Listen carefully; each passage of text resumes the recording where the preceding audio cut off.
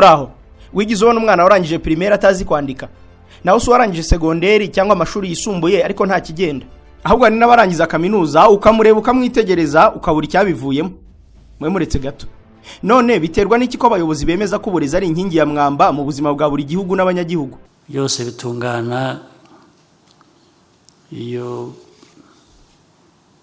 uburezi bugenda neza mu gihugu bugategura abantu kugira ngo bahangane n'ibibazo bitandukanye by'isi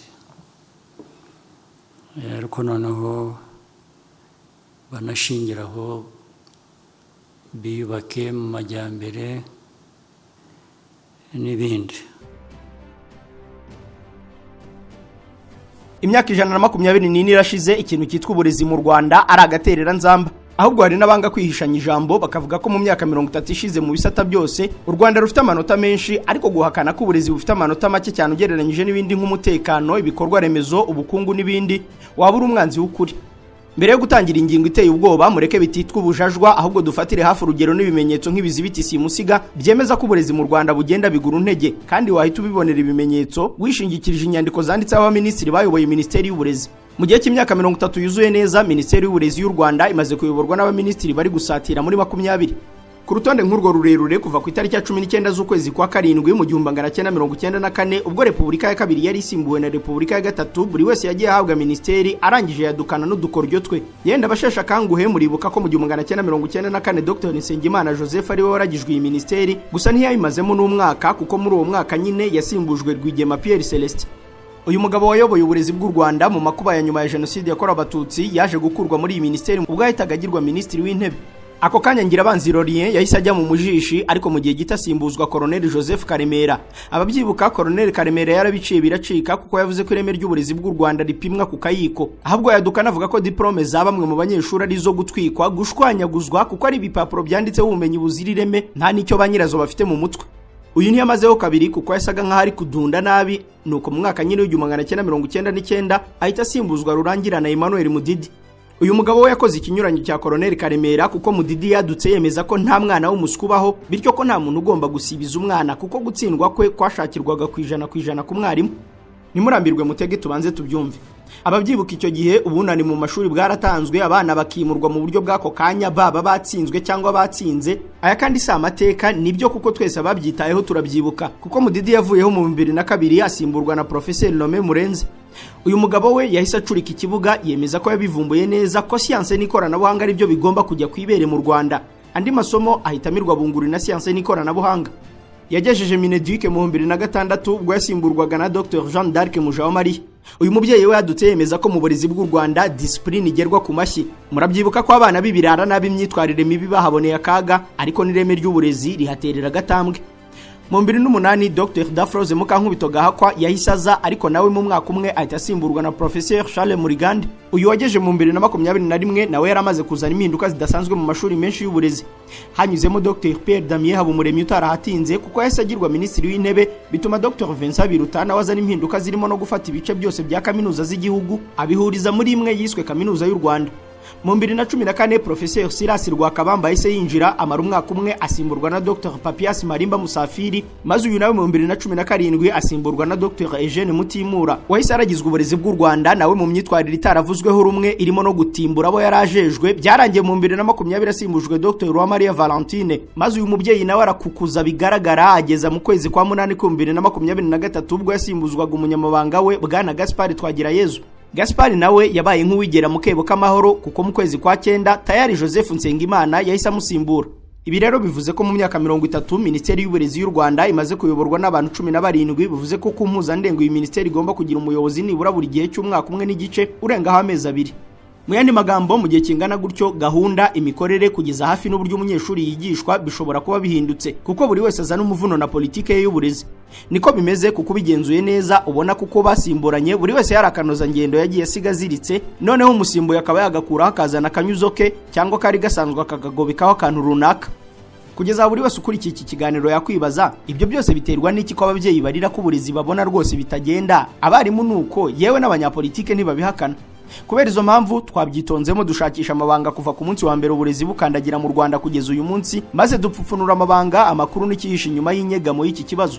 Primo Media Rwanda twasanze burya bwose uburezi ariyo nyirabayazana w'ibyago byinshi, intambara, ubwicanyi n'ibindi bibi byagiye byaduka mu Rwanda. Ubwo uzi ko umwe mu banyeshuri bize mbere wize mu Rwanda ari umwami Yuhi Musinga. Murabizi neza se ko ibyiswe kwikubira uburezi mu gihe cy'ubukoloni ari imwe mu mpamvu gashoza ntambara y'ibiswe revolution yo mu 1959 byaje gute? Ni gute kuri Repubulika ya mbere bamwe bavuze ko nabo bagiye kwishyura ibyo bakorewe mu bukoloni bagaheza abandi? Naho se Habyarimana na politike yiswe yiringaniza Serayi na Serari, ibyo kuri Repubulika ya gatatu kugeza ubu hamwe n'ibyiswe 9 years basic education, 12 years basic education, kaminuza na za IPRC n'ibindi birimo n'ubugambanya hari utigeze umenya bwagiye bukorerwa mu burezi. Ahasigaye tugatangira ariko nyine tugafangurana amafufu n'amafaranga bidufubika nk'abanyafrika. Twagiye uramutse ubonye umuntu wambaye costume nziza ihenze ariko atakarabye, ntabwo watinda kubona ko ibyo bintu bitajyanye kandi bidakwiye. Ibi birasa neza no kubona imodoka nziza kandi ihenze ariko yashyizweho za fume z'udusashe twirabura, za zindi polisi zagukuzaho ku muhanda. Nyamara nza abantu hano mu Rwanda ushyira imodoka yawe bakaguha fume za original zitari ziriya z'udusashe bomeka ku kirahuri cy'imodoka zikagishongeraho zikacyangiza kandi zigahindura umwimerere wacyo. Oya, ni fume za original zidakoze mu dusashe, uyishyira ku kirahuri cyangwa se ukayikuraho mu masegonda make cyane ukayisubizaho bishatse. Ushobora kuyikuraho ukayisukura ukayisubizaho. Ntabwo zikora ku kirahure kubera ko zifite rukuruzi ifata ku muzenguruko w'ikirahuri cy'imodoka. Ni fume za VIP zikorwa n'uruganda rw'Abarusiya Trokoti ruhagarariwe muri Afrika na Trokoti Africa Limited ikorera hano mu Rwanda. Izi fume z'imodoka bakora zirinda 83% by'imirasire y'izuba yangiza uruhu rw'umuntu. Nta vumbi na rike ryakwinjira mu modoka yawe n'ubwo wamanura ikirahuri, zituma uri hanze y'imodoka atarebamo imbere. Ushobora kumanura ikirahuri ariko iyo fume ikagumaho, ariko cyane ntabwo zihindura umwimerere w'ikirahuri cy'imodoka. Mu yandi magambo, ntabwo zinyuranije n'amategeko y'umuhanda. Izi fume zishyirwa ku modoka zakozwe kuva mu 2015 kuzamura. Hamagara 07 88 88 53 68 uduhe komande tuzikuzanira huri. Mu ivuriro Everlife nahivurije umwijima, mpivuriza n'iby'amabanga y'abashakanye. Bankoraho riraka n'abahanga pe. Nyuma yo kugira ikibazo cy'imisemburo mike, bandangiye ivuriro Everlife, ndarigana baramfasha, icyo kibazo kirakemuka.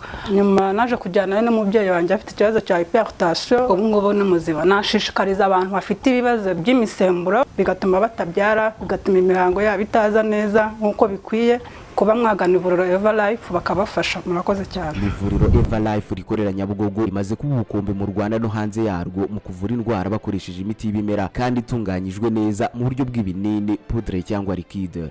Hari abadogiteri batandukanye bagufasha kandi cyiza nuko aho waba uherereye hose ku isi imiti yakugeraho, cyane ko bakorana na DHL. Mu ndwara bavura twavugamo nk'iz'imyororokere zose, kurangiza vuba no kubura ubushake, indwara zifata abadamu zose, igwingira ry'igitsina, indwara nk'umwijima, diabete, amara, igifu, asima. Abifuza kuva ku biyobyabwenge nabo barabafasha.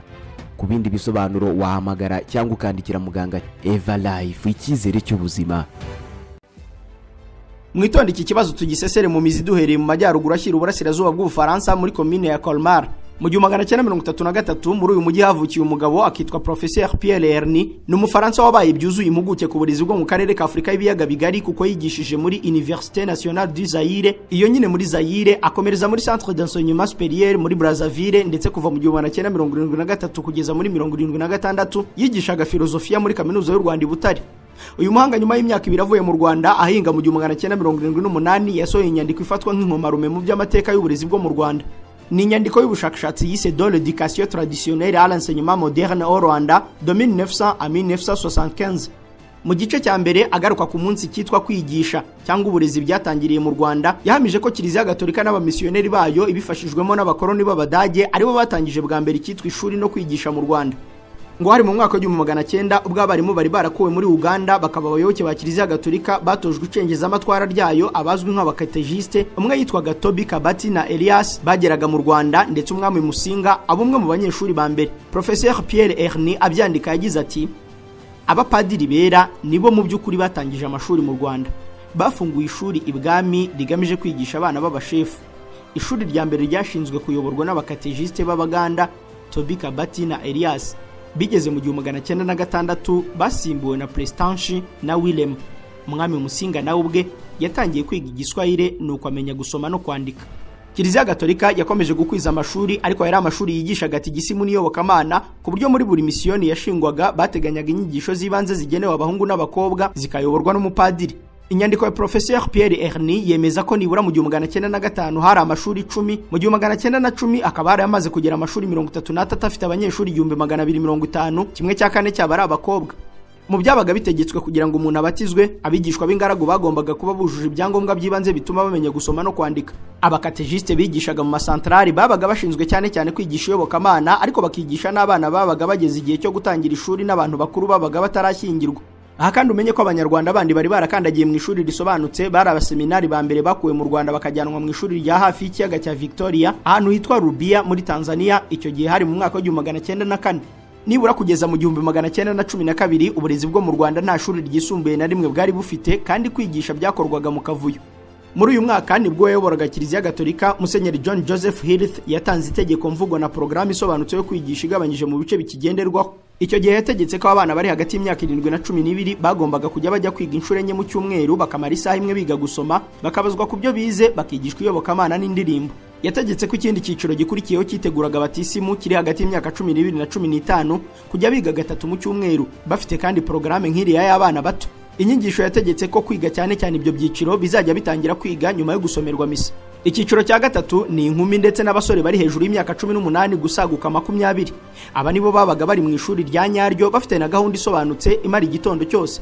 Nyuma y'uko Musenyeri ashyiriyeho umurongo mu mwaka wakurikiyeho 1913, baba seminari bari barajyanwe kwiga muri Tanzania bagaruwe mu gihugu bakomereza mu ishuri ryari ryuzuye ikansi. Naho mu mwaka wa 1914 bajyanwe Kabgayi, ari n'abapadiri ba mbere baherewe ubusaserdoti mu mwaka wa 1917.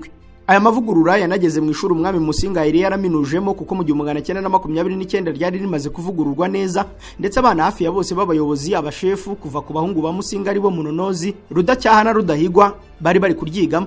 Ariko ukamenya ko abana b'abashefu ba mbere bari bararangije kwiga mu 1923, icyo gihe bari abana 30 gusa.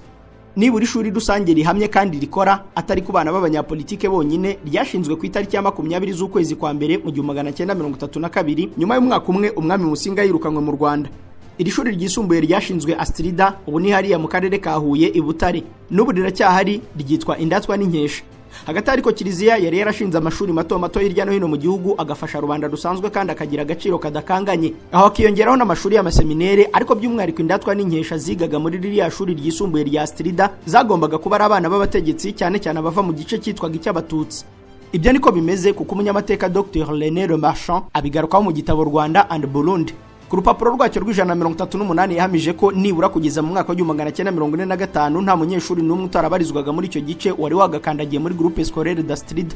Uko kandi ngo niko byagenze mu yandi mashuri yose yitwaga ya leta y'Ababirigi, kuko aba bagabo bakoronizaga u Rwanda ibyo babibonaga nk'iturufu nziza yo kuyobora no gukoroniza igihugu mu cyayenge bakoresheje igice kimwe nyuma yo kucyangisha ikindi.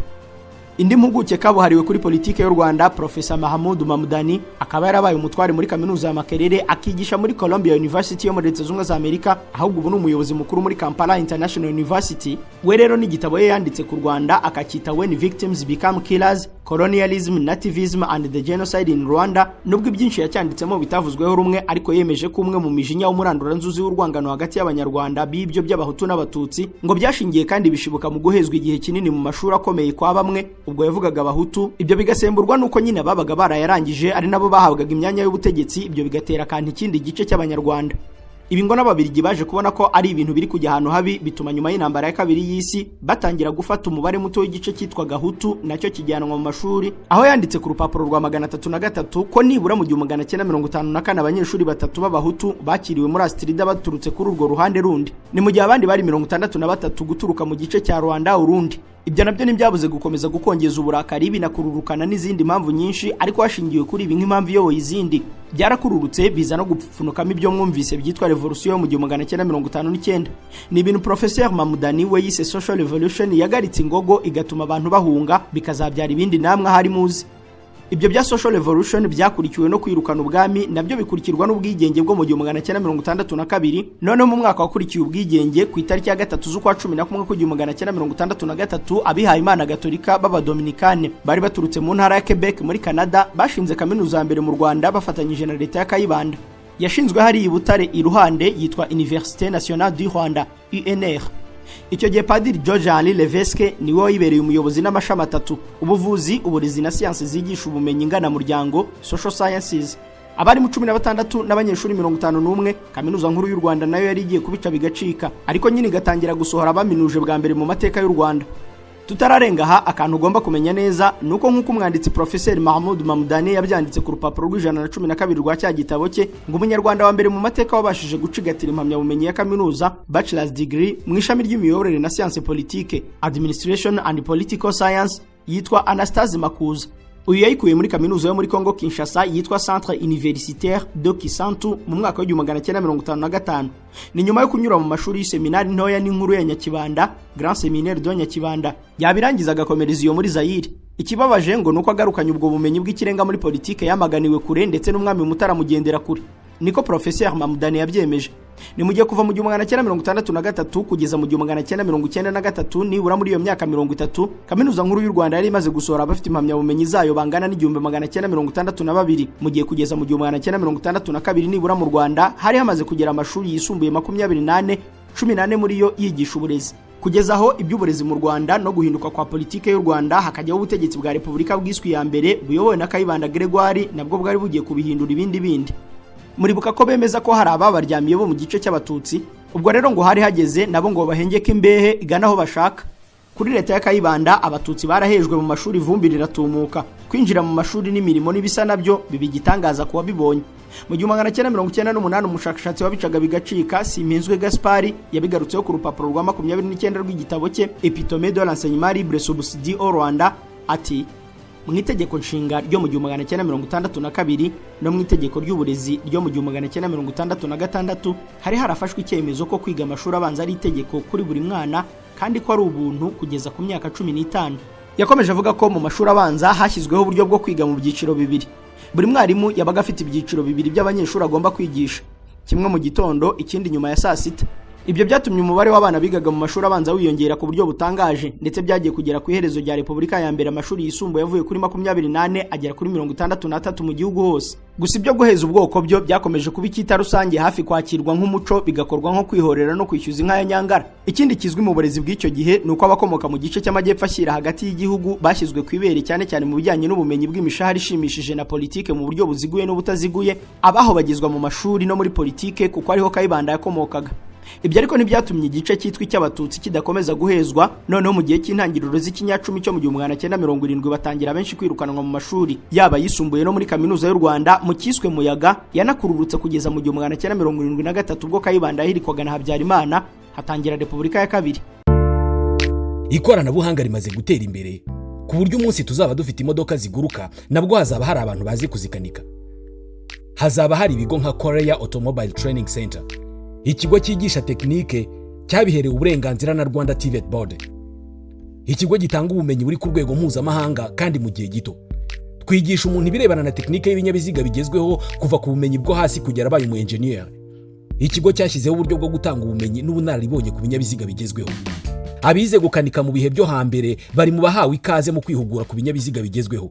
Abarimo kwiga ubu nabo nuko. Nimuze mwihugure mugendane n'umuvuduko ikoranabuhanga muri uru rwego rigezeho. Abize muri Korea Automobile Training Center bose uko bakabaye, icyo bahuriyeho ntabwo ari ubumenyi bwo ku rwego rwo hejuru gusa, ahubwo banahuriye ku kuba basigaye bikorera, nibo batanga akazi kubiza ahandi. Abatunzi imodoka nimutugane tubahugure ku mikorere n'imikoreshereze yazo mu gihe kitarenze isaha imwe, ubumenye byinshi ku kinyabiziga utunze. Abifuza kugura imodoka cyane cyane zifite ikoranabuhanga rigezweho nimutugane tubagira inama y'imodoka mwagura. Niba ugiye kugura imodoka yakoze inaha, nayo yituzanire tuyigusuzumire, tukubwira ubuzima bwayo, tunakugira inama mbere yo kwishyura. Abaguze imodoka zigezweho nimutugane tubafashe kuzitaho no kuzibungabunga, kubera ko imodoka ni imashini yakozwe ngo izamara igihe. Korea Automobile Training Center itegura ikinyabiziga cyawe kikaramba kikamara imyaka cyagenewe kumara, kubera ko dukoresha imiti yabugenewe mu gukora maintenance y'imodoka yawe. iyo uzanye imodoka yawe ifite ibibazo uyisubira nayo yabaye nshya igasubirana agaciro ku isoko. Dukorera igikondo kuri Mereze ya mbere iruhande rwo kwa Padiri. Hamagara 07 86 20 60 54.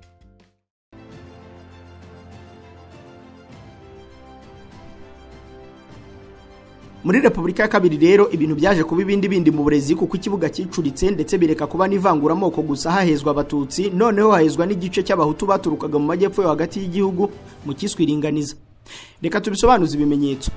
Mu 1996 umwanditsi, umushakashatsi n'umuyobozi w'ikigo Neles Conseil Nkunzumwami Emmanuel yasohoye igitabo agaruka kuri politike y'u Rwanda kugeza ubwo. Ni igitabo cyemewe n'abigisha amateka kinifashishwa mu nyandiko nyinshi nk'ivomo cyitwa La Tragédie Rwandaise Historique et Perspective. Ku rupapuro rwa 99 yahagaragarije itandukaniro ry'uburezi bwo kuri Repubulika ya mbere n'iya kabiri.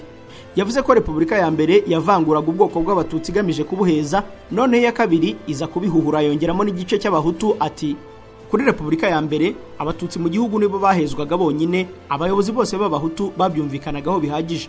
Kuri Repubulika ya kabiri hongerwamo guhezwa kw'abahutu baturuka mu turere two hagati n'amajyepfo y'u Rwanda. Yarakomeje ku zindi mpapuro ati iyo politike yahaga buri bwoko na buri karere umubare ntarengwa w'abagomba kubona imyanya mu mashuri no mu kazi ka leta n'abikorera hakurikijwe umubare wabo mu baturage rusange. MRND yarushijeho kubikaza. Fondateri wa MRND muri discours programme yo ku itariki ya mbere Kanama 1973 no muri kongere ya MRND yo ku itariki ya 29 Kamena 1983 yaravuze ati birumvikana ko kwemerera abajya mu mashuri yose bizashingira ku miterere y'urubumbambaga nyarwanda mu bijyanye n'ubwoko n'uturere twarwo. Iyi politike y'ringaniza ry'amoko n'uturere yabuzaga ababishoboye kujya mu mashuri, mu ngabo, mu gipolisi, mu myanya bifuza kandi bakwiye, ikaba yarashyiraga ku ruhande abatutsi n'abahutu bo mu zindi perefegitura uretse za Gisenyi na Ruhengeri. Perefegitura ya Gisenyi yari ifite abaturage bangana n'9.7% by'abaturage bose b'u Rwanda, yahawe imyanya igera kuri 15.61% mu mashuri. Ibi mureke tubyumve neza. Muri Repubulika ya Kabiri kujya kwiga mu mashuri yisumbuye na kaminuza ntibyashingirwaga gusa ku bushobozi bw'umwana, ahubwo harebwaga ku bintu bibiri: ubwoko naho aturuka. Ibi byakozwe abanyapolitike b'icyo gihe bemeza ko ari uburyo bwo gusena no kuringaniza ibyari byararumbaraye, kuko bashinjaga ko mu gihe cy'ubukoroni igice cyiswe cy'abatutsi aricyo cyihariye kujya mu mashuri, noneho Repubulika ya mbere Kayibanda yaza nayo igatonesha ikanashyira imbere igice cy'Induga n'amajyepfo y'u Rwanda, ubwo ngo gaheza nasikigingiza amajyaruguru. Ubwo rero bakemeza ko hageze ngo ibyo bice bibiri nabyo bihigamira amajyaruguru nayo yumva icyanga cyo kwiga. Nkuko tubinyuzeho, icyahoze ari perefegitura ya Gisenyi yari tuwe n'abanyarwanda bagizwe n'9.7% by'igihugu, ariko ihabwa 15.61% by'imyanya y'amashuri yose mu Rwanda. Ibi bisobanuye ko abandi bose basigaye bangana na 99.3% bagabanye 84.39% by'imyanya y'amashuri yari asigaye. Gusa perefegitura nazo zikagenda zisumbana, kuko nka perefegitura ya Ruhengeri nayo yafataga hejuru y'10% kumanuka byagera mu bice by'amajyepfo bakagabana imyanya igerwa ku kayiko. Ibi kandi ni nako byakorwaga mu itangwa ry'akazi ndetse n'ingengo y'imari ya za perefegitura. Mu mibarizwi neza yo kuva mu 1978 kugeza mu 1990, perefegitura za Gisenyi, Kigali na Ruhengeri zahawe 51% y'ingengo y'imari yose y'igihugu, mu gihe nk'ubwo perefegitura za Gikongoro, Kibuye, Cyangugu na Kibungo ko arenye zahawe 25% gusa. Nanone perefegitura ya Gisenyi ndetse n'iya Ruhengeri ku rwego ruto zikubiye imyanya y'ubuyobozi mu nzego bwite za leta no mu bikorera. Mu bigo bya leta 50% by'imyanya y'ubuyobozi n'iby'inzego nkuru yarimo abakomoka muri izo perefegitura gusa. Ibyo uzabisome ku rupapuro rwa 437 rw'igitabo History of Rwanda from the beginning to the end of 20th century cyanditswe n'abarimu bigisha amateka muri kaminuza y'u Rwanda, Professor Byanafashe, Rutayisire, John Wakarega, Kabwete, Kanimba Misago, Gamariel Mbonimana na Faustin Rutembese. Aba bajejeta amateka ku buryo butunguranye bavuze ko politike y'ringaniza yashyigikiwe ku buryo ngo na Kiliziya Gatolika yishyigikiye bitavugwa, ivuga ko yaziye igihe no gukosora ibyari byaragoramye. Ibyo mvuze niko bimeze, kuko ku rupapuro rwa 438 baranditse bati abasenyeri bo mu Rwanda bandikiye abakristo babo bagira bati ntimuyobe yuko politike y'ringaniza mu kazi no mu mashuri gamije gukosora akarengane kateje imbere bamwe ariko kakaryamira abandi. Birumvikana ko bene iyo politike itashimisha bose kandi itahita ibyara umusaruro yitezweho ako kanya. Ibya politike n'amateka y'u Rwanda ni amayobera rwose. Ibyo bintu banditse buri wese yabigiraho impungenge ndetse kubyemera no kubibonera ibimenyetso byatubijije akuye. Gusa mwumve ko mu nyandiko y'impapuro 182 twabonye kopi bigoranye, ikabikuyemo amabaruwa, amatangazo, ubutumwa n'amabwiriza yose y'umwimerere yagiye atangwa n'abepiskopi ba Kiliziya Gatolika mu Rwanda agenewe abakristo babo, niho hagaragaramo ibyo twari tuvuze. inyandiko y'akajomba bugabo inapfuritsemo ibyo abatarayisoma batazigera bamenya kandi bisobanuye byinshi muri politike y'u Rwanda kuva hambere, yitwa Lettres pastorales et autres déclarations des évêques catholiques du Rwanda de 1956 à 1962. Ku rupapuro rwayo rw'158 bavuze ko politike yari hari iringaniza ikwiriye mu rwego rwo gusangira ibyiza by'igihugu.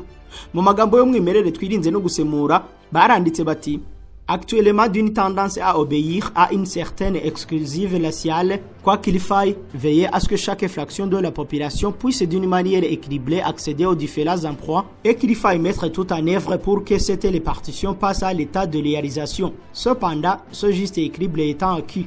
Nubwo Kiliziya yemeraga kwiringaniza ari ryiza, ariko yavuze ko bikozwe bigamije gukandamiza ubwoko runaka byaba atari byo. Bati: Si cette mesure est uniquement inspirée par un motif racial, elle est condamnable. Le racisme constitue un danger très grand pour l'esprit chrétien. Ubwo aho bavugaga ko biramutse bikozwe bitewe n'akayihayeho k'ubwoko, ibyo byaba ibyo kwamaganwa, kuko irondakoko rikubiyemo ikibi gikomeye kuri roho y'umukristo. Ibyo byo nibyo, kandi buri munyarwanda wese ashatse yabimira bikamugera ku misokoro. Dukomeje tukareka ibyo byiswe iringaniza, équilibre. Muri iki gihe cya Repubulika ya Kabiri habaye impinduka mu burezi. Systeme yari isanzwe ari 6-3-3 mu mashuri abanza n'ayisumbuye yahindutse 8-3. Ibyo bisobanuye iki? No kuvuga mbere umunyeshuri yari asanzwe yiga amashuri abanza akiga imyaka 6 agakomeza mu byitwa tronc commun imyaka 3, agakomeza mu byitwa section umwana akahiga imyaka 3. Ubwo bikaba imyaka 6-3-3. Ibyo byaje guhindurwa umwana akiga imyaka 8 mu mashuri abanza ya primaire akarangiriza mu mwaka wa 8. Gusa inshuro nyinshi iyo myaka 2 ya nyuma bayigagamo amasomo arimo nk'ubuhinzi, ububaji n'ibindi, noneho bagakora ikizamini, abatsinze bagahita bakomeza muri section kuko tronc commun yasaga nk'iyakuweho. Muri ibi bihe ni nabwo hadutse amashuri yabiciye bigacika akitwa serari na serayi.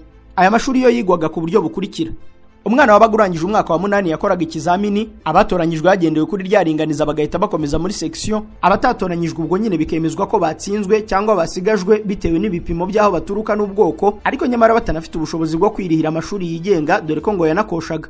Abo rero bari barashyiriweho amashuri y'imyuga irimo ubudozi, ububaji, ubutetsi, ubwubatsi, kuboha imisatsi n'ibindi byinshi mu njyana nk'iyo. Ibyo rero nibyo byiswe serari na serayi.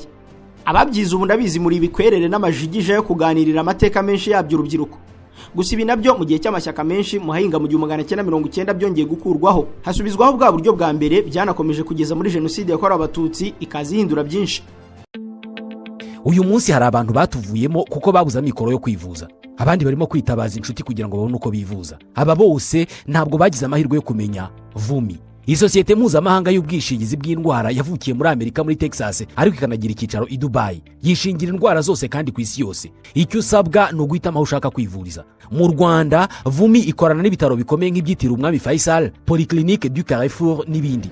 Ku bantu bakunda gukorera ingendo mu mahanga, ibyo guhangayikishwa n'ubwishingizi bw'indwara bikwiye kurangirira ahangaha, kubera ko VUMI itanga ubwishingizi buvuza abantu mu bihugu byo mu burasirazuba bwo hagati, Ubuhindi, Canada, Uburayi n'ahandi.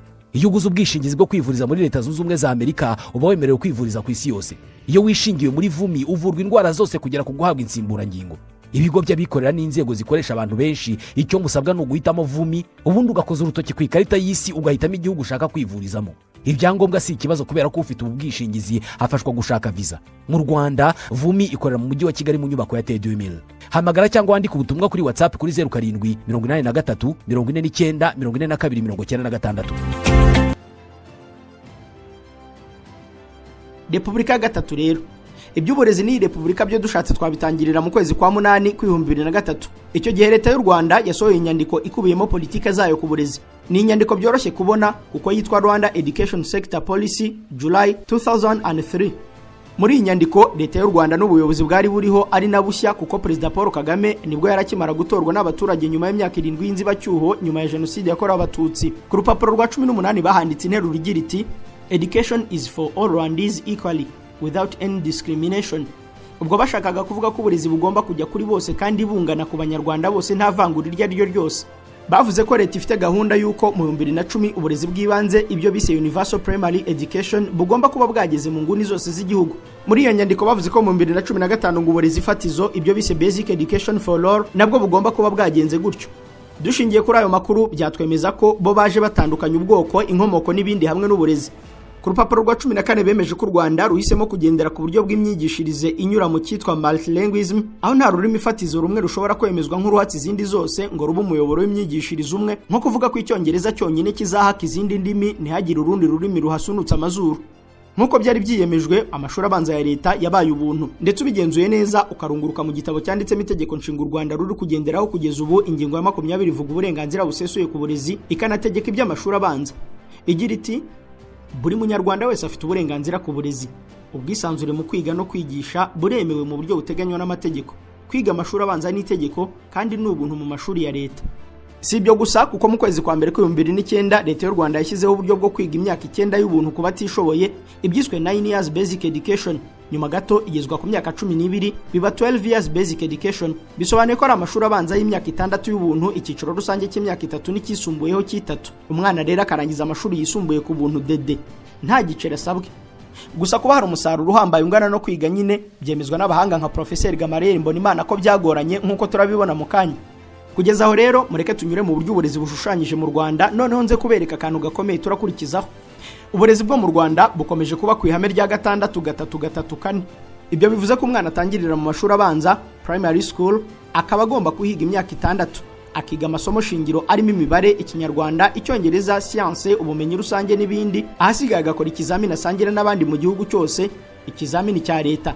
Yagitsinda agakomereza mu cyiciro rusange junior secondary school, abandi mwita ordinary level.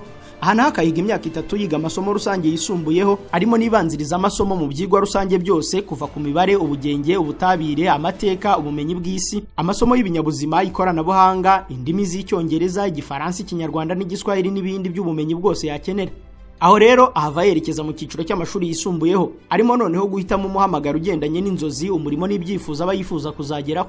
Niyo mpamvu muri iki cyiciro cyisumbuyeho senior secondary school, abandi muzi nka advanced level, ahitamo amashami arimo nka siyanse rusange nk'ibyitwa ubugenge, ubutabire n'imibare, physics, chemistry, mathematics, PCM, physics, chemistry, biology, PCB, mathematics, chemistry, biology, MCB, mathematics, physics, geography, MPG, mathematics, economics, geography, MEG. Ariko akaba nashobora guhitamo no kwiga amashami ya siyanse mbonezamubano mu mashami nk'amateka, ubukungu n'ubuvanganzo, cyangwa amateka, ubuvanganzo n'umumenya muntu, history, economics, literature and psychology, history, economics, geography, HEG, history, geography, literature na literature, economics and geography, LEG. Hanazamo amashami y'indimi n'ubuvanganzo bw'icyongereza, igifaransa n'ikinyarwanda, English, French, Kinyarwanda, EFK, English, Kiswahili, Kinyarwanda, EKK, gukomeza n'andi mashami. Muri iki cyiciro biga imyaka 3, bigasozwa n'ikindi kizamini noneho kibinjiza mu mashuri yo muri kaminuza n'ahanitse. Gusa hafi aho mu kimbo cyo gufata ayo mashami yaba ya siyanse cyangwa y'imibanire mu cyiciro cya advanced level, hari n'ikindi cyiciro biteganye cy'ubumenyi ngiro nacyo kigira amashami n'imyihariko ibamo n'ubukanishi, by'amashanyarazi n'ibindi nabyo byigwa imyaka 3. Mu cyiciro cya kaminuza tugendeye ku mashuri rusange ya leta mu Rwanda, hari kaminuza y'u Rwanda, ifite amashami n'ibice 6, ari byo College of Arts and Social Sciences. Iri ni ishami rya kaminuza y'u Rwanda riherereye i Butare mu cyahoze ari kaminuza nkuru y'u Rwanda. Muri iri shami abarizwamo ibice byigisha amasomo nk'amategeko, politike, imiyoborere, amateka, indimi n'iby'ubutegetsi. Hari kandi na College of Business and Economics, ifite icyicaro Gikondo mu mashami y'ubukungu n'ubushabitsi, za finance, business, banking, economics ndetse n'ibindi. Hari kandi College of Science and Technology i Nyarugenge, ikabarizwamo amashami yigisha siyanse rusange n'amasomo y'ikoranabuhanga. Ubwo nk'abashaka kuminuza mu bugenge, ubutabire, imibare, ubwubatsi n'ibindi babarizwa aho ngaho. Hakurikiraho ishami ry'uburezi College of Education riherereye i Kayonza icyarimwe na Nyagatare. Aha hakabamo amashami yo kwigisha ibyigwa byose nko kwigisha indimi, siyanse n'ubundi bumenyi. Andi mashami abiri asigaye ni ishami ry'ubuvuzi n'ubuzima College of Medicine and Health Sciences, rikaba ishami riminurizwamo iby'ubuvuzi byose kuva ku baforomo, abatera ibinya, ababaga ndetse n'abandi. Iri shami riherereye i Remera mu mujyi wa Kigali.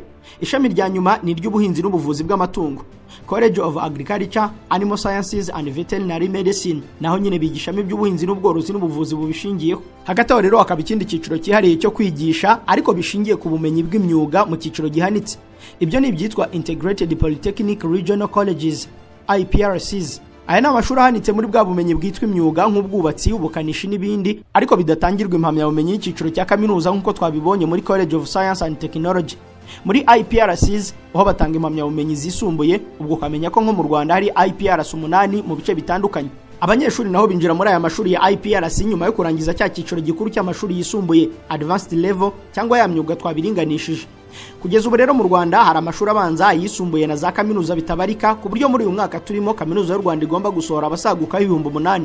Gusa yabasohora yagira byemezwa ko yaba ari abarangiza mu mashuri abanza, ayisumbuye yewe na kaminuza ngo imbaraga zabo zo ku isoko ry'umurimo n'ubushobozi mu byo bize biba biteye agahinda. Quality ya education ntiyavuzweho cyane nka quantity. Twaganire kuri quantity ariko quality ntayo. Haracyari ikibazo hano, ndakeka ko bagenzi bagiye bakizi, mu bantu 10 duha interview zo gukora akazi runaka kandi bafite za degrees zina hasi zuko ziteye, ariko abantu bafite degrees ntabwo bazi kwandika inzandiko zisaba akazi. Ku bantu 10 bagusaba akazi hanyuramo nk'umwe nawe abari muri za 60%. Ndibaza quality ya education yagiye he? Twakora iki kugira ngo abantu bafite degrees zibanza yewe n'abafite masters degrees, iyo umwicaje ahantu ukamuha urupapuro n'ikaramu uti umukamuha na topic yewe utisubiza iki kibazo, babura ibyo bandika. So ndibaza quality yagiye hehe kugira ngo tugire nabo abantu bavuye mu mashuri bashobora guhabwa akazi kandi bagakora ibintu byiza.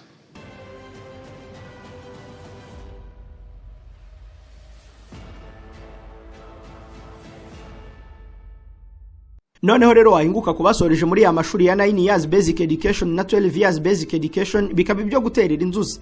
Yenda tutarajya ku bindi, mureke ibi byo tubitungeho itoroshi, dore ko bireba benshi kuko abana barangije amashuri y'ubusa barangiza ngo ingano nini ifite n'ubumenyi bw'ubusa nk'uko ababisuzumye babyemeza. Mu bushakashatsi bw'umunyamateka akaba yaranigishije igihe kirekire muri kaminuza y'u Rwanda, Professeur Gamaliel Mbonimana bwo mu kwezi kwa 4 kugeza mu kwa 6 kwa 2018 yifashishije akarere ka Kayonza. Uyu mugabo yavuze ko rwose amashuri ya 9 years basic education acumbagira bikomeye. Mu nyandiko ye wasanga muri volume ya 6 y'ikigo cy'ubushakashatsi cya International Journal of Social Science and Humanities Research bukitwa Challenges Facing 9 Years Basic Education Schools on Students Performance in Kayonza District, Rwanda, Professeur Gamaliel ntiyari yiminwa. Muri iyo nyandiko yavuze ko aya mashuri afite ikibazo cy'ibitabo, ibikoresho nk'imashini abarimu bakoresha mu kwiyamba bategura amasomo. Ageze ku rupapuro rwa 3 arandika ati lack qualified teachers. Avuga ko bamwe mu barimu bigisha muri aya mashuri bajegera cyane ugereranyije n'ahandi, ahubwo ngo n'umubare munini mu mashuri nawo ukaba ikibazo. Umva kandi kantu karimo n'ubujura muri aya mashuri ku buryo twanagakopeza ababishinzwe mu burezi bw'u Rwanda. Professeur Mbonimana Gamaliel ati Ministry officials and head teachers usually connive in creating ghost teachers and students. Burya bwose ngo muri aya mashuri bamwe mu bakozi ba ministeri bacura imigambi yo kurema imyirondoro y'abarimu n'abanyeshuri badahari kugira ngo basahure leta ingengo y'imari itangwa ku bigo hagendeye ku mubare w'abana n'abarimu. Ubwo kongeramo n'abadahari byongera amafaranga ajya mu mifuka yabo bahemu. Yanavuze ko n'ikimenyimenyi abanyeshuri barangiza aya mashuri bigoranye kubona umurimo haba muri leta no mu bikorera kuko bafatwa nk'abaciriritse mu bumenyi. Uko kurangiza bakaba inkora busa, yemeje ko bituma n'abandi banga kuyitabira bagahitamo kubireka kuko nyine baba babona nta musaruro n'ababanjirije babibonyemo. Ikindi ngo n'inkunga ibijyamo iratubye cyane. Uyu muhanga yemeje ko ariko nta kabura umumaro ko hari umubare muto cyane ushobora gutambuka muri aya mashuri ukagera no muri kaminuza, ariko ngo ukaba umubare muto ushize ku mpuzandengo y'abigamo cyangwa ugereranyije n'andi mashuri. Ibyo byose yabihwanishije n'amashuri ya 12 years basic education, uburezi bw'ibanze bw'imyaka 12. Ibyo Professeur Gamaliel Mbonimana yavumbuye binemezwa n'abandi benshi, ariko yenda kuva muri uriya mwaka yabivugiye kugeza ubu wasanga hari icyakozwe niyo cyaba gihari yenda cyaba kitaragira ingaruka zigaragarira amaso, kuko ahubwo si nayo mashuri y'ubuntu gusa, kuko n'ayandi mashuri mu buryo bwa rusange rwose ubu bimaze kumenyerwa ko kurangiza amashuri yisumbuye umuntu yize imyaka 12 kuba atarasibiye. Ubwo baze kuva ku myaka 7 umwana atangiriraho amashuri abanza hagati y'imyaka 19 na 20 ataragize ikindi yongeraho yihuguraho cyamugirira akamaro, ibyo byose byaba byarapfuye ubusa. Ubwo abandi baterega si no mu Rwanda gusa, muri Afrika hafi ya yose ababyeyi bohereza abana mu mashuri kugira ngo barebe ko bakwigira hejuru, bamenyane n'abandi kandi babona aho babahisha. Ni mu gihe mu bindi bihugu nk'ibyo by'abazungu bizwi ko umwana yiga icyazi neza kizamugirira akamaro, apana kurangiza imyaka 10 nango nurangiza ubwirwe kwihangira umurimo. Oya, abaye ari cyo kigamijwe nanjye namara iyo myaka ari byo niga, niko bamwe babivuga. Erega ibi byose si bikabyo kuko na Perezida Paul Kagame yemeza ko uburezi bw'igihugu ayoboye hari agatambwe bumaze gutera, ariko ko nta kabuza ugereranyije ngo hakiri urugendo rurerure rutaragendwa. Ati uburezi bwacu rero bumaze gutera intambwe mu busanzwe, ariko ntabwo burageraho twifuza cyangwa se bushimishije bitewe n'ibyo tubona hirya no hino. Mureke duhamye mu cyico kuri iki kibazo. Ni iki mu by'ukuri gituma uburezi bwo mu Rwanda bukomeza kugendera ku kabando kuva mu myaka 124 ishize butangiye kugeza n'ubwo buteza indyane twagiye tubona, ndetse umunzani wa Repubulika uko ari 3 ugaragaza ibihe bipimo? Uru rubazo rurerure kandi rukomeye narubajije wa musangera ngendo wanjye Papa Dicastes uhorana ijisho ridahumbya kuri buri ngingo byagera ku burezi ho agashamaduka. Mu nyumve neza, yabanje kumbwira ngo Papa Primo we kinga amadirishya nkongorera akantu. Ndayakinga. Arambwira ati buri uburezi bw'u Rwanda mu gihe cy'ubukoroni kuva mu 1900 kugeza 1962 bwari burwaye mugiga n'umusonga wica uhuhura. Kuri Repubulika ya mbere n'iya kabiri kuva mu 1962 kugeza mu 1994 burwara amacinya na korera. Arangije araceceka. Nanjye ni naho ubu ngubu bimeze biti. Ari imyoza. Ati nakubeshye mbona kuri Repubulika ya gatatu uburezi burwaye bwaki. Mba ndikanze. Mwe muretse gato. Kuki hari abantu batekereza ko uburezi bwo mu Rwanda burwaye bwaki ngo ituma umusatsi n'udutama dutumba, kandi nyamara murabizi ko habonetse indyo yuzuye vitamine na proteine yakondorwa igakira. Uyu musangira ngendo yambwiye ko hari impamvu 3 z'akajomba bugabo zituma uburezi bwo mu Rwanda busa n'ubugwabira, gusa muri izo mpamvu yambwiye ko imwe atari ngombwa kuyiganiraho ku bw'ineza rusange no kuba ubucukumbuzi bufatika kuri yo butarashungurwa neza. Icyambere atekereza ko agiye mu rubanza umuntu wa mbere yashinja ngo ari umuntu witwa leta. Ati impamvu nuko bisa nkaho uburezi burebeshwa akajisho gahumye kandi abenzi babwo bagasa nabenga inteme mu gihe abanywi babwo bakeneye butunda y'imvebure itavangiye utuzi namba. Mu kubisobanura ngo kuba buri wese uje kuyobora uburezi azana ingenga bitekerezo ye, ndetse buri mwanya intebe ya minisitiri w'uburezi gahora isimburanwa abayobozi, ukongeraho ko umuyoboro w'ibyigwa ibyigishwa uko byigishwa n'ababyigisha bahora bacuranurwa mu njyana ya kanjenje, bityo ngo yabuze undi muntu yabyegekaho atari uwo twavuze. Aha rero nashinja abacurabwenge b'uburezi bw'u Rwanda gufudika mu myanzuro imwe n'imwe. Atubundi kirazira ni icyaha, ni urugomo, ni no guhemuka gutinyuka gufata umwana runaka ukamwohereza kwiga muri kaminuza uburezi kandi yishakira kwiga ubukungu. Ushaka kwiga politike ukamusaba kwiga indimi, washakaga kwiga ubugeni ukamujyana mu buhinzi. Icyo kikaba icyaha mu rubanza ngo yarigamo leta, kuko ngo ubundi mu busanzwe ushyiraho ibyitwa requirements, ibisabwa ngo umuntu yiga ibyo ashaka kwiga, noneho yaba atabyujuje ntumusunikire mu guhita umufatira umwanzuro nk'aho ari wowe ushaka kuzabyiga. Ni gute uhitira mu mwana kwiga no kuba umwubatsi kandi washaka gukanika? Ubwo bawumva ko azaba tumwubatsi mwiza, naho umuganga ukamuhitiramo kuba umunyamategeko. Ibyo uyu musangira ngendo wanjye abivuga adahumbya nk'ubizi, kuko yananyongoreye ko ari kumbwira ibyo yabayemo. Icyo nacyo kikaba ikindi cyaha. Yongera kandi kujomba agashinge ku mashuri yigisha abarimu. Ati nk'ubwo ugiye mu nyandiko za vuba usanga nibura nk'urugero rufatika mu 2018 ubwo abana barangizaga amashuri yisumbuye abagize amanota make cyane nibo boherejwe kwiga ishami ry'uburezi. Niba hari umwana wagize amanota 90%, 80% kugeza kuri za 30%, warangiza ugafatwa 30% na 45% ukajya kubakoramo abarimu bahazaza, noneho bari abandi ukabohereza mu mashami yandi, aho rwose uburi kwirya kanyuguti. Agerekaho ko rwose byaba no kwikebesha urwembe mu gihe nabari abafite 30% na 45% basanzwe batanakunda kwigisha. Papa Dicastes akimara kumbwira ibyo naganiriye n'abarezi barenze 3 dusanga koko ari byo, ahubwo hari uwatubwiye ko ari inkundura yo gushyira mu myanya abarimu mu mashuri abanza yatumye hashyirwamo barangije amashuri yisumbuye ngo badafite rwose ubushobozi fatizo bwo gutanga ubumenyi, ku buryo abenshi badafite icyitwa pedagogy. Uzabibaza umwarimu muziranye. Si ibyo gusa, abarimu bahuye n'ingorane z'agatangaza zagize n'ingaruka mu gutsura pedagogy. Ubu ni uburyo bwabo bwo kwigisha di. Ibereka tubirebere ku kibazo cyabaye mu burezi bwo mu Rwanda. Mu 2008 inkuru y'incamugongo ku barimu yaratangajwe. U Rwanda rwahagaritse gukoresha igifaransa nk'ururimi rusange rwo kwigishamo, rutangaza kwigisha mu Cyongereza. Iyi ni ingingo yamunze bucece uburezi bw'u Rwanda, kuko igice kinini cy'abarimu kiyumvaga kize kandi kigisha mu gifaransa. Guhindura mu Cyongereza kugezana n'ubu nyuma y'amahugurwa menshi arabo byazonze, ako kanya bigahita bizonga abo bigishije bose. Si ibyo gusa, kuko na za terme scientifique, uburyo, imigenzereze n'imirongo yose yari ihindutse, kuko buri ururimi rugira ingendo yarwo. Ibyo rero byatumye uburezi cyane cyane mu mashuri abanza bukambakamba. Ibyo byiyongereho n'imishahara y'abarimu yamaze igihe ituma bahimbwa bagakweto, mu gisobanuro cyo kugendesha agakweto kamwe kugeza gakebanye. Ibyo byose n'ibindi mu nguni nyinshi zirimo n'ubukene bw'imiryango myinshi, ku buryo umwana ava kwiga ajya mu kandi kazi, kubura ibyangombwa nkenerwa cyangwa bigatuma burushobozi bwo kwiga ikimuguye ku nzoka, byose byagize uruhare mu gutuma abana bogoga amashuri abanza ayisumbuye bakayasimbuka rwose na kaminuza, ariko ubushobozi kuri benshi bukagerwa ku mashyi. Kuri iyi ngingo y'abarimu hari amagambo y'akajomba bugabo twamenye.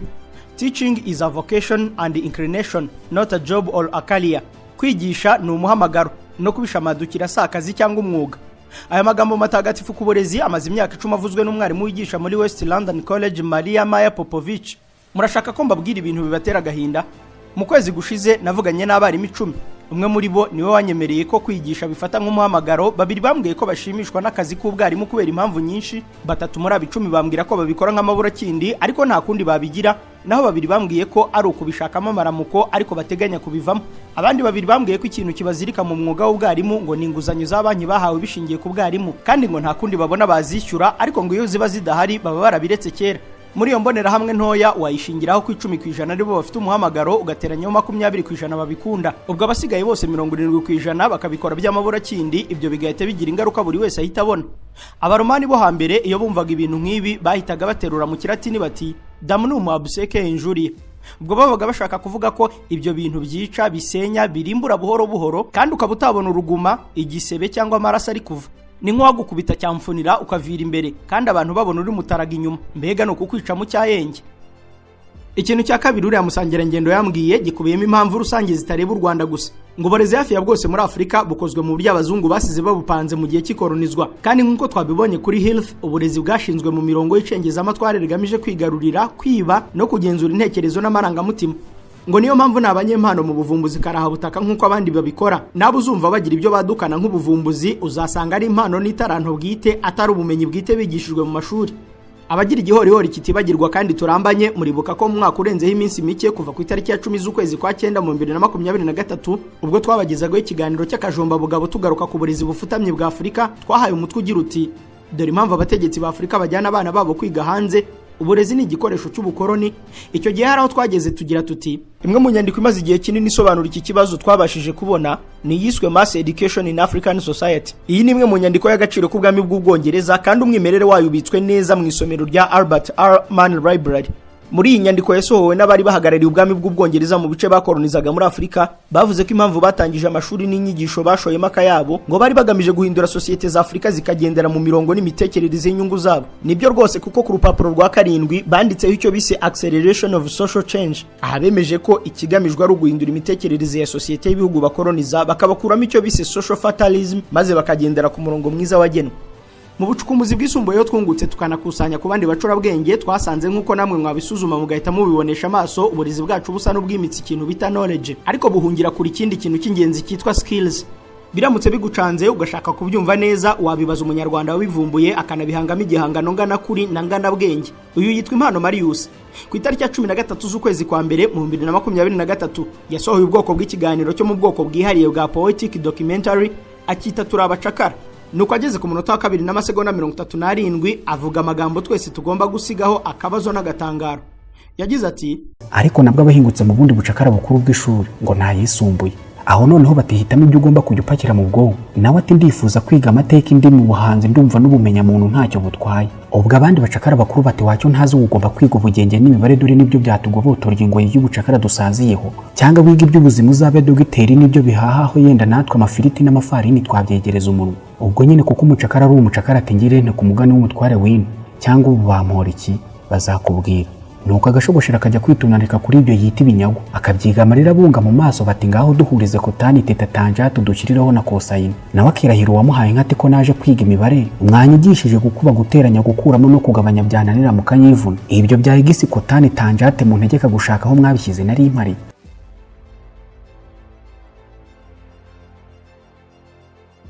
Ibyo bintu Marius avuze byo guhatiriza abana ibyo bagomba kwiga ku nyungu runaka kugeza nabyise ubucakana rw'hohoterwa by'icyitegererezo ni ikintu gikomeye mu burezi bw'u Rwanda kandi nge nawe tubiziranyeho ko bikorwa. Ahubwo kubera iyo mpamvu inganururo iyo benshi barangije za kaminuza cyangwa yisumbuye bashaka icyo bazamaza ibyo bize bagaheba. None rero ku kizo ngaruka zihuzwa n'uburyo bw'imyigishirize mibi yashibutse ku bukoroni ariko bikarandaranda kugeza na none. Abahanga bemeza ko abanyeshuri bo muri Afrika udakuye mu Rwanda bahabwa knowledge ariko ntibahabwe ikintu bita skills. Mu mbabarire gato tubyumve neza tutabimize bunguri. Hari itandukaniro rinini riri hagati ya skills na knowledge kandi kubura ikintu kimwe muri ibyo ni nko kubura ingasire kandi ukora akazi ko gusya. Ushaka kubisobanura dore ko bibarizwa no mu bitera rujijo mu magambo yoroshye kumva ikintu bita knowledge kiva ku nshinga to know kumenya. ubwo bivuze ko knowledge ari ukumenya, niyo mpamvu mu Rufaransa byitwa connaissance. Ni mu gihe ku rundi ruhande skills bisobanura ubushobozi. Abafaransa bo babivuga neza bakabyita competence. Mu myigishirize rero umunyeshuri agomba guhabwa ubumenyi knowledge, barangiza bagateranyaho n'ubushobozi skills. Kugeza aho rero birashoboka ko hano mu Rwanda icyo cya kabiri batagihabwa, ndetse n'icya mbere nacyo kikaba kigicagase. Kugira ngo hatagira ukora mu burezi cyangwa uhagarariye uburezi twiteranya nawe avuga ko turi kumuhengekera, mureke dusubire mu ruhango rwa Nangingare dufatira urundi rugero muri cya gisobeka bumenyi cyo mu bwoko Marius yakundaga kwita ikijigo cy'umusaza.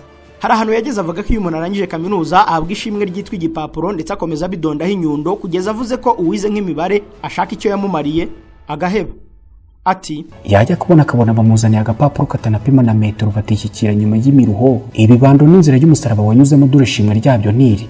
Iki gikarito kirebe wirebe, ni ubutunzi bungana n'amarira warize. Ubu uzakereka azagutinya na gutura ituro ritubutse. Umutware n'umutunzi wese azaguhundagazeho feza zahabu n'amafaranga yo kaguhama. Ubu baye igitangaza gitangaza n'itangazamakuru kuko ibitabo n'ibitereka bumenyi byose warabitatuye. Umucakara kibyumva agasezora yitakuma mu bwishongozi n'amafiyeri ngo atsinde igiti kizamutuza mu mutiba w'ibyiza bibyigana. Nuko agatumiza agatako ka ruhaya n'akabyera kakirenza. Yasinduka agasanga abo basangiye basezeye batanamusangije rya sezerano ry'ahazasanga feza n'amafaranga. Mu gihe umucakara kibaza biri kumubaho, nako uwo mwanya ntaba kiwufite kuko ubundi bucakara buba bwatangatangiye hirya no hino. Bigahera mu bwonko bwe yibaza ati mbayeho ne ko nabwiwe ko imibare namize bunguri, shimi biology na fizika nakungitse kambere muri nge bizantunga nkaba mbona ntangiye kubura intama n'ibyuma. None se za XY matrix, trigonometry, probability complex na algebra ndabibyaza iki mwuka byaramwe?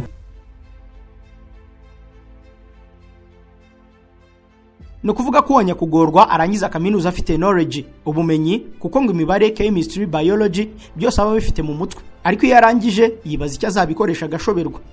Ashoberwa kubera iki rero? Kuko nta bushobozi skills abifitemo, kuko abufite yahita bukoresha agatangira kubibyaza umusaruro.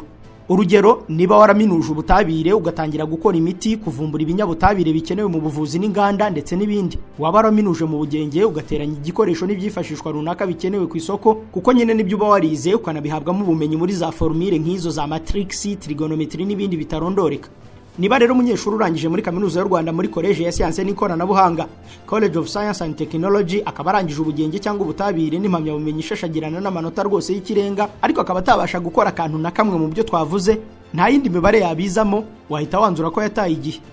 Oya, nako yigishijwe igice kuko aba yarahawe ubumenyi buzira ubushobozi bwabwo. Akadomo. Ahubwo ngenza abantu benshi bafite ubwo bumenyi batonda umurongo bashaka aho bajya kubyigisha. Kubyigisha nyine kuko bahawe ubumenyi nabo barashaka kubutanga. Ahubwo wize kwigisha ubutabire n'ubugenge muri College y'uburezi, College of Education Irukara cyangwa Nyagatare, wabazakora iki? Akabazo. Yenda dupfundikira wamenya ko buri muntu wese kuva ku mubyeyi, umunyeshuri, umurezi yewe n'abanyapolitike bose bemeza ko uwiga wese yakagize ubushobozi skills. Ubwo bushobozi bukamushoboza nyine kwishoboza no gushoboza abandi uhereye ku muryango we, igihugu n'isi muri rusange. Uyu ni Perezida w'u Rwanda Paul Kagame abyemeza nk'uko tubivuze. Ati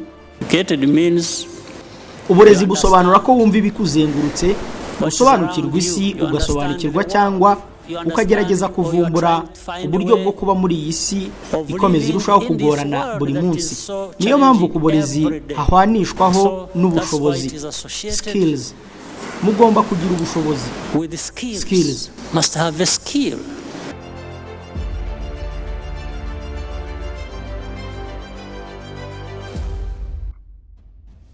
Kuba uburezi bwacu budatanga skills, hari n'abajya kure ahubwo bakavuga ko uretse na skills ahubwo hari naho bukoze mu gusenya buhereye mu mizi ya societe, gusa nacyo kikaba ikibazo rusange ku isi, ariko byagera muri Afrika bikaba ibindi kandi bitajonjoye umukene n'umukire, ahubwo wa kabiri akahabonera ishyano. Ndavuga umukire. Yego, umuntu umwe yarambajije ati none kuki n'abana b'abakire biga mu bigo bikomeye binigisha neza nabo birangira byanze, abenshi bakavamo ibiharamagara bigotomera inzoga n'ibitabi ku kigero cyihariye ukwacyo. Aho rwose byaravuzwe uburere buruta ubuvuke. Tubyumve neza, mujya mubona ibintu bita nasari, hamwe bajyana abana bato cyane ku buryo imyaka 2 cyangwa 3 umwana aba yatangiye guhabwa ibyigwa no gucengezwamo inyigisho ngo zanditswe neza ku murongo wagenzuwe neza. Mureke ibi nabyo tubitekerezeho twiganirira bizira amahane no kunungunika. Dr. Tim Duffy ni umupediatrician, ubwo ni impuguke kabuhariwe mu by'abana bato, akamenya imikorere, imigirire n'imitekerereze n'imimerere yose y'abana. Ku itariki ya 27 z'ukwezi kwa 9 mu 2011 yatanze umuburo ukomeye cyane ubwo yarabajijwe niba ari byiza kujyana abana bato mu mashuri y'ibiburamwaka n'amarerero. nuko araterura ati ntabwo tugomba kujyana abana bato b'imyaka 3 cyangwa 4 naho hafi mu byo gusoma. Kuri nge ibi si ibintu byiza pe, ahubwo ibintu byiza ni ugushyiraho uburyo runaka buhoraho bwo kubafasha, nk'ubwo yenda hakaba igihe cyo kubajyana hanze bagahura banagura ubushobozi bwabo bwo gushyikirana n'urungano rwabo. Rero nge buri gihe mpora nshimangira ko aya mashuri y'incuke ajyanwamo abana b'imyaka 3, 4 n'indi myaka bitewe n'imikurire asa n'aremereye cyane bitewe n'urusobe rw'imikorere yabo ibikiri hasi. Akomeza avuga ko abana bagomba kwiga mu byiciro byinshi, gusa icyiciro cya mbere kandi cy'ingenzi mu buzima bwabo ngo abana bagomba kwigishwa umuco, imyifatire n'ubumenyi bw'ibanze n'ababyeyi babo. Ibyo bigakorwa mu buryo busanzwe bwa kibyeyi, atari ukwambika umwana imyambaro, inkweto, ibintu byose ku murongo, bagashorera bakamujyana mu kigo Marius yisegereza, aho kuvuga ari ugusaba ijambo, kwitsamura bigasaba ko bigenzurwa n'ibindi byose bituma umwana atangira kuba igikange no gukurikiza amategeko aremereye yashyizweho n'abantu runaka ngo ku kigero mpuzamahanga, kuko ibyitwa imfashanyigisho, ibitabo n'inyigisho zose abana bahabwa biba ari ibintu byagenzuwe, ibindi birimo icengezamatwara runaka, za politike n'ingengabitekerezo zijimije, kuva ku turirimbo baririmba kugeza uburyo bashorerana ku murongo umwe inyuma y'undi, no kwicara ukagerekaho no kubakoresha ibizamini n'amagerageza arangira bahawe indangamanota. Ibyo byose bifitiye impamvu zitwa nziza, ariko ingaruka zikabamo ibyo twese tubona. Niko bimeze da, kuko ushobora kwibaza ngo bigira izihe ngaruka ku bana n'ahazaza habo. Umva aya magambo: ibi bintu byitwa ibizamini n'ikoranabuhanga ni ibintu biri kuba umuco mu mashuri mu bihugu byose, yewe no muri Amerika. Ni ibintu byagejejwe hose kugeza no mu mashuri y'incuke hose. Imirongo y'imigirire n'imikorere y'imyigishirize igezweho bikorwa nk'uko abanyapolitike n'abacurabwenge ba politike babigambiriye, bagamije kugira ngo ibihugu byabo bibe bidahangarwa, binakomere bishingiye ku babyiruka, kuko isi ya none iri gushingira ku bukungu bw'ikoranabuhanga n'amakuru. Nyamara abahanga mu burezi, abahanga mu by'imikurire y'abana n'impuguke mu mitekerereze y'abato bari kurwana intambara yo guhindura ibyo byose, berekana ko inkundura zo kujyana abana bato mu mashuri biri kwangiza imitekerereze yabo, bigatangira imikurire y'ubwonko bwabo, ndetse akenshi bigakongeza indwara zo mu mutwe. Aba bahanga babyemeza barimo impuguke, abahawe ibihembo bya Pulitzer Prize, bose bashimangira ko byaruta ahubwo ukareka abana bagakina, kuko bifite umumaro utari uwo kwishima gusa. Ayo magambo matagatifu ku babyeyi yashimangiwe na kaminuza ya Yale yo muri Leta Zunze za Amerika nyuma y'uko umushakashatsi n'umuhanga mu mitekerereze Associate Professor Shanna Hoffman guturuka muri Point Park University yabyanditse mu musogongero w'igitabo cye mu 2005 yise All Work and No Play: How Educational Reforms Are Harming Our Preschoolers. Afatanyije n'abandi bahanga mu bushakashatsi buhambaye wanasanga nyine muri iki gitabo, bemeje ko aho gushora abana mu mashuri bakiri impinja mu mitwe, ngo ahubwo bafashwa kubona uburyo bwo guhimbirwa imikino myinshi no kwisanzura, bakabikora uko babyumva mu buryo bashaka, mbega nk'uko twebwe abakuze dutera agapira, zabiye, dogoma, kwihishanya, saye, mabigibigi, agatambaro, ikibariko n'ibindi byinshi. Imikino idakinirwa ku ishuri ngo nuko ari umwarimu wahimbye agashyiraho amategeko, ahubwo ikinwa n'abana bayihimbiye n'amategeko yabo ya cyana n'ibindi. Impamvu tuvuza ayo magambo yose hafi no kuzana urwanga kwa rugusubiza cya kibazo cy'impamvu rimwe na rimwe n'abana bakurira mu miryango yifashije cyangwa ababyeyi badafite umwanya, yewe n'abakene, bari tugatuga bakajyana umwana w'igitambambuga mu ncuke bumva ko ari ku neza ye, nyamara ari ku neza y'abandi. Ubu noneho za business zishingiye ku mashuri y'abana b'incuke ziraremereye kuruta cyane kuba wakwaduka ubitekerezaho nabi, ku buryo n'ushatse kubihakanya atsikamirwa n'amajwi menshi yemeza ko ahubwo ari byo biboneye. Noneho rero niba biboneye, kuki umwana yemererwa gutangira amashuri abanza afite imyaka 7? Ubwo rero watekereje ko umwana ufite imyaka 7 ari wowe wemerewe gutangira ishuri, yaba yarabyibeshyeho? None siko abenshi mushesha kanguhe harimo natwe tutamenye ibyo by'ibibura mwaka n'amashuri y'incuke, ubwo hari ibyo tutize, cyangwa ubwo imitekerereze yacu n'ikigereranyo cy'ibyitwa ubwenge kiri hasi y'ababyiruka babanza kuminuriza muri ayo mashuri y'incuke. Ibyo byo byasaba ubundi bucukumbuzi, ariko birashoboka ko ahubwo abana bari kunyura muri aya mashuri hari bya bindi twise ubumenyi, knowledge, bari guhabwa, ariko bagasa n'abahita batakaza byako kanya skills, kandi buriya ubyumve ko n'umuco barizwa muri skills. Mu yandi magambo, abana bize ibyo by'incuke n'amashuri abanza n'ayisumbuye, aya bita ya rurangiza, bagirwa amarobo mpuzamahanga, oya nako bakorerwa ikintu bita internationalized. Tubyumve neza. Ubu ni nk'uko Associate Professor Shanna Hoffman yigeze kubitubwira, umwana bagomba kwiga ahereye ku babyeyi, akabakuraho umuco shingiro, uburere, ikinyabupfura no kwitwararika by'umwimerere, atari byo kwitwararika ngo nuko wabitegetswe mu masaha runaka. Ibi rero bisa n'ibyatakaye kuko umwana agira imyaka 2 n'itatu agatangira kuvuga yerekezwa mu ishuri akabiyo, akarangiza ikibura mwaka ajya mu mashuri abanza, naho akava ajya mu yisumbuye gukomeza kubagira amahirwe akajya muri kaminuza. Ibyo bisobanuye ko arinda b'umugabo cyangwa umugore atazi uburere bw'ababyeyi, ahubwo abazi uburere mpuzamahanga bwumvikanyweho n'abanyapolitike ndetse n'abacurabwenge nk'uko twabibonye. ubwo nyine akaba umuntu mpuzamahanga internationalized, atazi umuco, nta burere nyine, nta bumuntu, ikinyabupfura n'ibindi, ku buryo bidasiba no kugora ababyeyi bamwe gusobanurira abana babo ko ikibi kigira ingaruka ibabaza. Ibyo byo guhana umwana byo murabizi ko bisigaye byitwa kumuhohotera, kumupyinagaza. Ubwo ari ukumupyinagaza ubwonko bwe mu nzira twabonye n'umunyuzaho agashari akabikora agamije ikinyabupfura, umuco n'inyifato, ariko atari ibyo kuvuna igufa. Ubwo ninde wangiza kurusha undi? Ibyo byo ni ikindi kiganiro mpaka cyihariye, ariko bitatubuza kuvuga ko uburezi n'uburyo bw'uburezi rwose na politike zabyo nibyo hari kongera kuvugururwa neza, kuko biragenda bigaragara ko umusaruro ubyitegwamo n'ingaruka nziza biri kugenda biyongobera, ahubwo bikaba byaba ibyo gusenya cyangwa bikabibura mumaro. Nibyo kuko uburezi bufutamye, kwigisha nabi n'ibindi nk'ibyo birazwi nta gushidikanya ko ari byo byagiye biba isoko y'amakimbirane. Turetse n'ibyo twavuze ku Rwanda, twakongeraho ko bizwi nka rimwe guteranyaho rimwe ko ari kabiri. Imwe mu nzira y'itegurwa rya jenoside yakorewe abatutsi yabaye amashuri yigishaga urwango, amacakubiri n'amateka agoretse. Bizwi neza ko kuva hambere abanyapolitike bo mu Rwanda rwose inshuro nyinshi bakoresheje uburezi nk'igikoresho cyo kwamamaza amahame runaka, aho kwigisha abana siyanse n'ibindi by'ingirakamaro bakabahoza mu matiku n'utudode twa politike. Amateka runaka ngo asingiza bamwe yamagana abandi, ahandi rwose bimwe bikagorekwa mu nyungu za politike kandi bikazarabukwa ari uko byatangiye guteza ibyago. Niyo mpamvu umuntu wese ukunda igihugu nyabyo kandi agaharanira hazaza heza hacyo akwiye guhagatira uburezi ntibucubangane. Ingengo y'imari y'uburezi n'ubuzima zigasumba izindi, umwarimu agacanirwa uruti ku mushahara, ubushobozi ndetse n'ireme ry'uburezi rikazirikwa byo gukanyagwa. Buri wese agahabwa amahitamo yabo muri kaminuza n'amashuri yisumbuye, akihitiramo ibyo ashaka kwiga, kandi abiga bakigishwa ubumenyi bahabwa n'ubushobozi bwo kububyaza umusaruro.